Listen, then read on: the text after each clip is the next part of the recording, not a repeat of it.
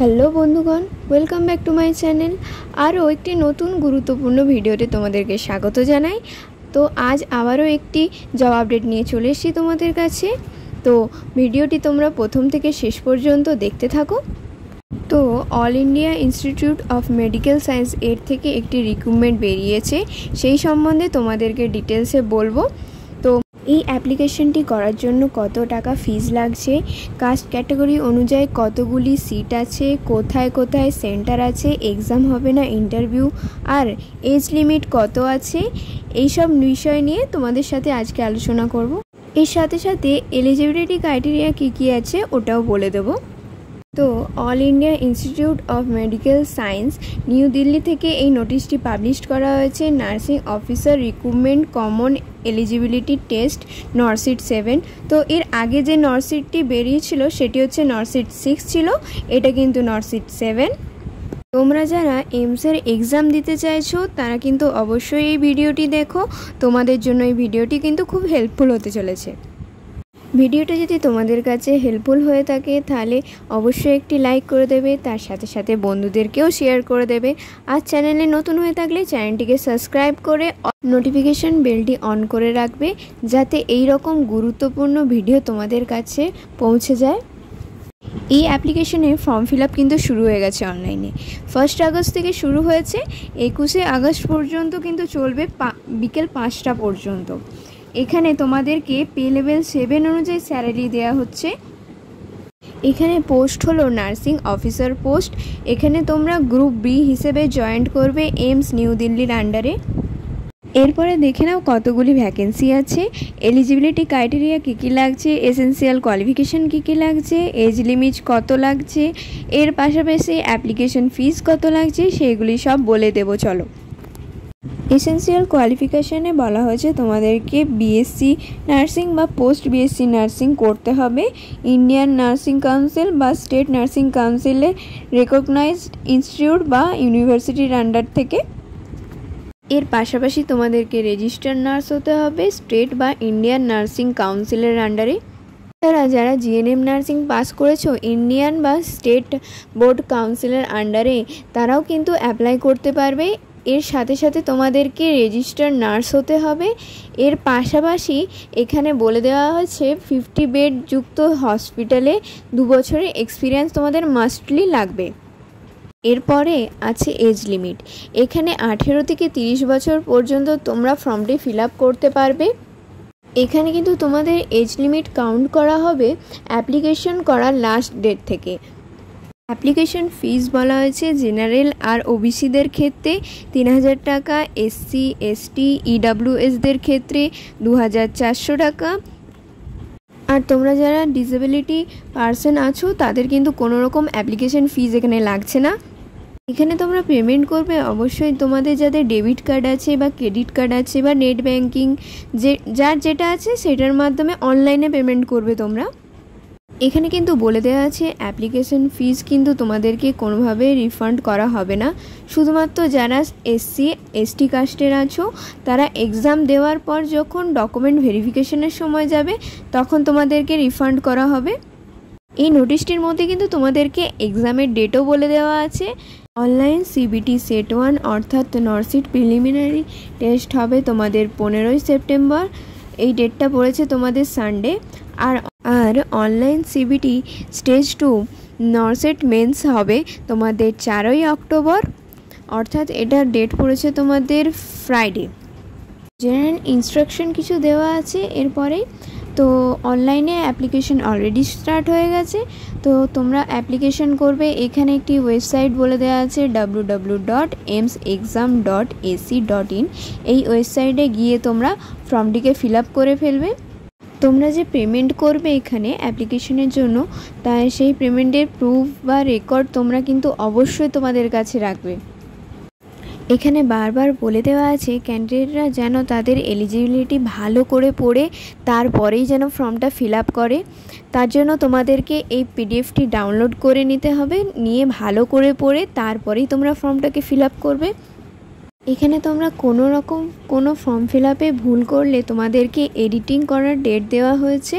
ডেটটা হলো 22/8/2024 থেকে 24/8/2024 বিকেল 5টা পর্যন্ত।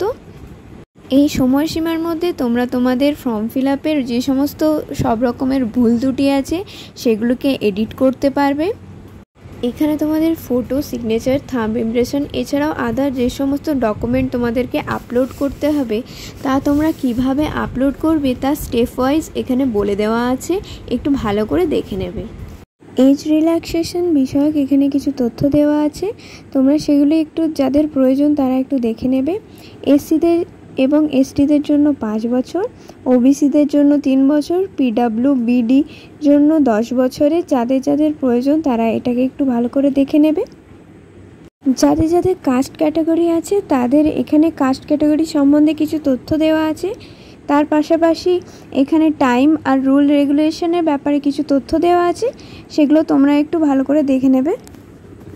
আচ্ছা, এরপর যারা কোনো ইনস্টিটিউটের আন্ডারে যারা জব করছো তাদেরকে এখানে একটি এনওসি জমা করতে হবে। Next, exam pattern. এখানে তোমাদের 2 টাইপ এক্সাম প্যাটার্নের কথা বলা হয়েছে। ফার্স্ট স্টেজে নরসিট প্রিলিমিনারি অ্যান্ড সেকেন্ড স্টেজে আছে নরসিট মেন্স।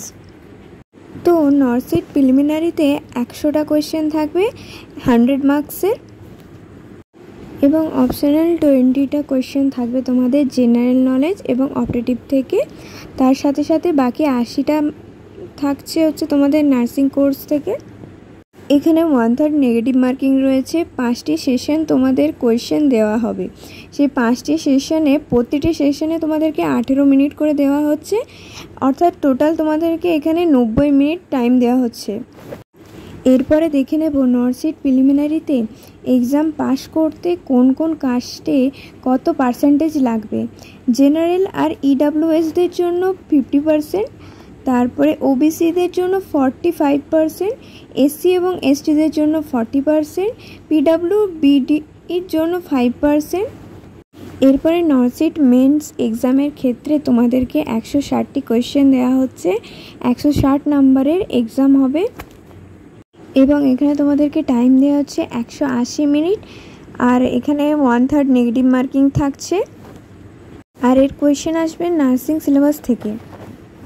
আর এই স্টেজ 2 কোয়ালিফাই করতে তোমাদের পার্সেন্টেজ লাগছে ইউআর আর ইডাব্লিউএসদের জন্য 50%, ওবিসিদের জন্য 45%, এসসি আর এসটিদের জন্য 40%।